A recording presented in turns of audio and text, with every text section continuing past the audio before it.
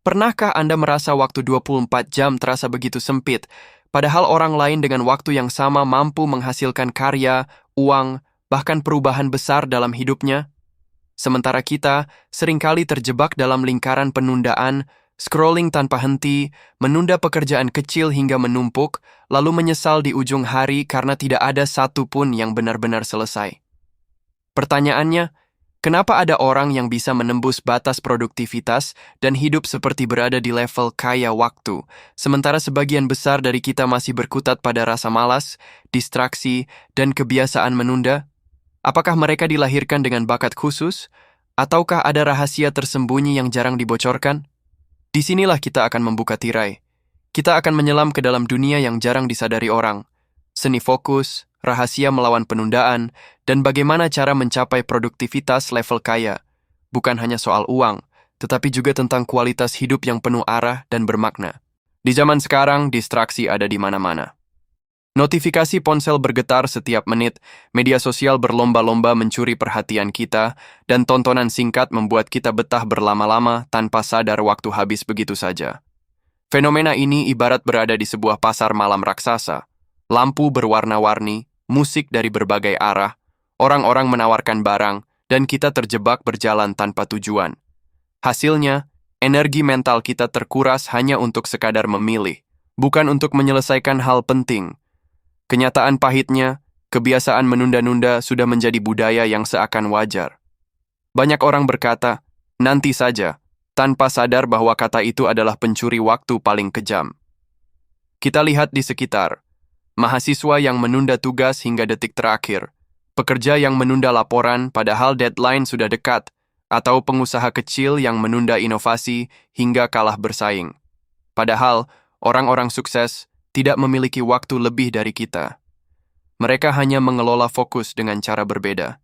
Ibarat seorang petani, sebagian orang sibuk menanam benih, lalu lupa menyirami, sementara sebagian lain tekun merawat tiap hari hingga panen melimpah. Pertanyaannya, kita ingin menjadi petani yang mana? Masalah utama yang sering kita hadapi bukanlah kurangnya waktu, melainkan hilangnya kemampuan untuk fokus. Setiap kali hendak memulai pekerjaan, muncul godaan kecil, membuka ponsel, mengecek notifikasi, atau sekadar menunda dengan alasan sebentar lagi mulai. Akhirnya, 1 jam berlalu tanpa hasil berarti. Inilah pola penundaan yang menjadi musuh besar produktivitas. Penundaan bukan sekadar kebiasaan buruk, tapi ibarat penyakit yang menggerogoti kehidupan sedikit demi sedikit. Bayangkan sebuah ember bocor. Meski diisi air setiap hari, air itu tetap tidak pernah penuh karena ada lubang kecil yang dibiarkan. Begitu pula dengan waktu kita, sebanyak apapun kita diberi 24 jam, jika kebocoran berupa nunda-nunda tidak ditutup, produktivitas akan selalu bocor. Fenomena ini makin parah karena kita hidup di era serba cepat. Tekanan sosial membuat kita ingin terlihat sibuk, tapi seringkali kesibukan itu tidak menghasilkan apa-apa. Hasilnya, banyak orang merasa lelah tanpa pernah benar-benar maju. Jadi masalah utamanya jelas, bukan waktu yang kurang, bukan juga tugas yang terlalu sulit, melainkan kebiasaan menunda dan kurangnya fokus yang diam-diam menggerogoti potensi terbesar kita. Mengapa kita begitu sering menunda? Jawabannya tidak sesederhana malas. Ada faktor internal dan eksternal yang saling berkait. Dari dalam diri, penundaan muncul karena otak kita cenderung mencari kenyamanan instan. Setiap kali ada tugas besar, otak memandangnya sebagai ancaman, lalu mencari jalan pintas berupa hiburan singkat, membuka media sosial, menonton video, atau sekadar rebahan. Ini ibarat anak kecil yang menolak makan sayur karena lebih tergoda dengan permen manis. Sementara faktor eksternal datang dari lingkungan yang penuh distraksi. Smartphone dengan notifikasi tanpa henti, ajakan teman untuk nongkrong sebentar, atau bahkan budaya kerja yang lebih menghargai sibuk daripada benar-benar produktif. Semua ini membentuk jebakan yang membuat kita merasa selalu punya alasan untuk menunda. Ada juga akar yang lebih dalam. Ketakutan gagal. Banyak orang menunda bukan karena tidak mampu, tapi karena takut hasilnya tidak sempurna. Akhirnya, menunda menjadi cara untuk melindungi diri dari rasa kecewa. Jadi, akar masalahnya jelas. Kombinasi dorongan internal untuk mencari kenyamanan, tekanan eksternal dari lingkungan, serta rasa takut yang tersembunyi. Jika ketiganya tidak diatasi, produktivitas akan terus terjebak dalam lingkaran penundaan. Ketika kebiasaan menunda dibiarkan, dampaknya akan menghantam diri kita secara perlahan namun pasti. Rasa bersalah menjadi teman sehari-hari karena setiap malam kita sadar banyak hal penting tidak terselesaikan. Hati terasa penuh beban, seakan membawa karung batu yang beratnya bertambah setiap hari. Akibat lainnya adalah hilangnya rasa percaya diri. Semakin sering menunda, semakin kita merasa diri tidak mampu. Padahal, kemampuan itu ada, hanya saja tertutup oleh kabut kebiasaan buruk. Lambat laun, kita mulai percaya pada bisikan negatif. Aku memang pemalas, atau aku tidak akan bisa sukses. Pikiran semacam ini adalah racun yang membuat kita makin sulit bangkit. Penundaan juga mencuri kesempatan emas. Tugas yang ditunda bisa berubah menjadi peluang yang hilang. Ibarat petani yang terlambat menanam, musim bisa berganti tanpa hasil panen. Begitu pula kita saat menunda belajar, menunda bekerja, atau menunda mengambil keputusan penting, hidup berjalan terus tanpa menunggu. Dan yang paling berbahaya, penundaan membuat hidup terasa hampa. Kita merasa sibuk, namun di dalam hati tahu bahwa tidak ada hal besar yang benar-benar kita capai. Sebuah luka batin yang perlahan mengikis semangat hidup. Kebiasaan menunda-nunda tidak hanya melukai diri sendiri, tapi juga memberi dampak pada orang-orang di sekitar kita. Saat kita gagal menyelesaikan tanggung jawab tepat waktu, keluarga ikut menanggung beban. Seorang ayah yang menunda perencanaan keuangan, misalnya, membuat keluarganya rawan terjebak dalam krisis mendadak. Seorang pelajar yang menunda belajar ujian bisa membuat orang tuanya kecewa dan khawatir. Di lingkungan kerja, penundaan menghambat tim secara keseluruhan. Ibarat satu roda pada mesin besar yang berhenti berputar, seluruh mesin akan terganggu. Ketika satu orang menunda laporan, proyek tertunda, reputasi perusahaan menurun, bahkan kepercayaan dari klien bisa hilang. Akibatnya, banyak orang yang tidak bersalah ikut terkena imbas. Lebih luas lagi, budaya menunda menciptakan masyarakat yang lemah. Bangsa yang rakyatnya terbiasa menunda akan sulit bersaing di tingkat global. Potensi besar terkubur oleh kebiasaan kecil yang seolah remeh. Dan di balik semua itu, ada luka sosial yang sering tidak disadari. Hilangnya kepercayaan. Ketika kita dikenal sebagai orang yang suka menunda, orang lain akan ragu mempercayai kita. Kepercayaan yang rusak jauh lebih sulit diperbaiki dibandingkan sekadar menyelesaikan tugas tepat waktu. Mari kita bayangkan sebuah kisah sederhana. Ada dua sahabat, sebut saja Arif dan Bima. Keduanya memiliki impian yang sama, ingin membangun usaha kecil di bidang kuliner. Modal awal mereka tidak besar, tapi cukup untuk memulai. Arif memilih untuk segera bergerak. Ia membuat rencana sederhana, membeli peralatan dasar, lalu mulai berjualan meskipun belum sempurna. Di awal banyak kekurangan, tapi setiap hari ia belajar. Pelanggannya bertambah sedikit demi sedikit, dan 6 bulan kemudian usahanya sudah berkembang stabil. Bima berbeda.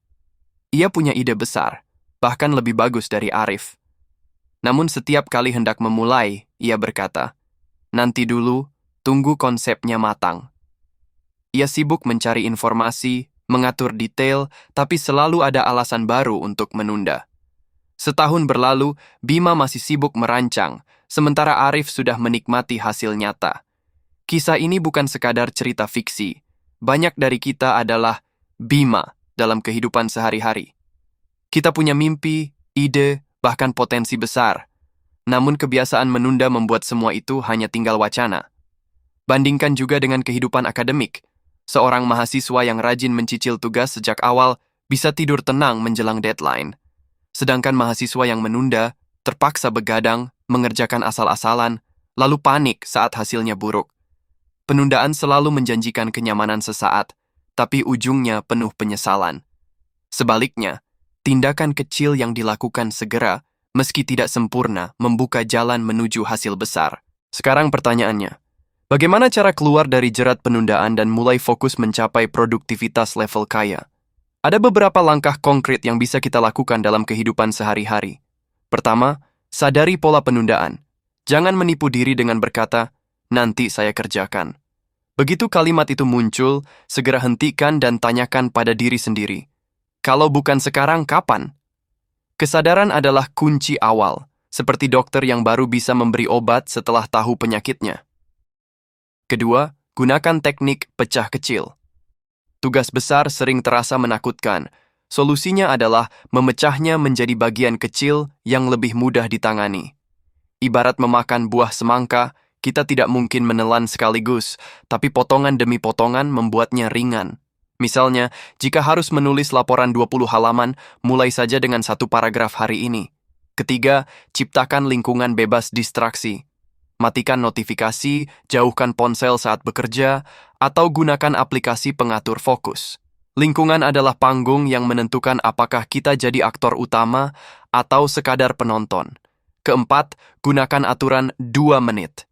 Jika ada pekerjaan yang bisa diselesaikan kurang dari 2 menit, lakukan sekarang juga. Balas pesan penting, mencatat ide, atau merapikan meja. Tugas kecil yang segera selesai akan memberi efek domino pada tugas besar. Kelima, beri diri sendiri hadiah. Otak manusia suka imbalan. Setelah menyelesaikan tugas, berikan hadiah kecil, secangkir kopi favorit, musik kesukaan, atau istirahat singkat. Dengan begitu, otak mulai mengaitkan produktivitas dengan rasa senang, bukan beban. Keenam, latih disiplin spiritual. Sisihkan waktu untuk refleksi, doa, atau sekadar menarik napas panjang sebelum bekerja. Menghubungkan diri dengan Allah akan membuat kita sadar bahwa waktu adalah amanah, dan setiap detik akan dimintai pertanggungjawaban. Ketujuh, konsisten dengan rutinitas kecil. Jangan menunggu motivasi besar untuk bergerak. Justru dengan rutinitas kecil yang konsisten, energi besar akan lahir. Seperti menanam benih setiap hari, hasilnya baru terlihat setelah beberapa waktu, tapi panennya berlipat ganda.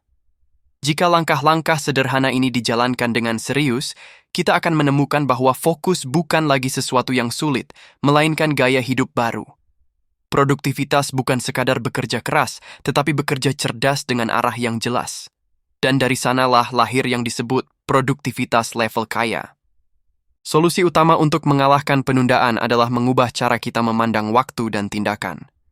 Jangan lagi melihat fokus sebagai beban, melainkan sebagai investasi. Setiap langkah kecil yang dilakukan hari ini adalah benih yang akan tumbuh menjadi pohon besar di masa depan.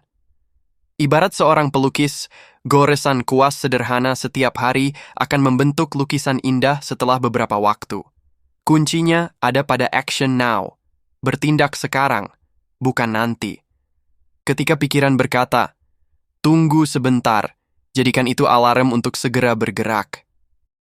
Tidak perlu menunggu kondisi sempurna, karena kesempurnaan lahir dari proses, bukan dari penundaan.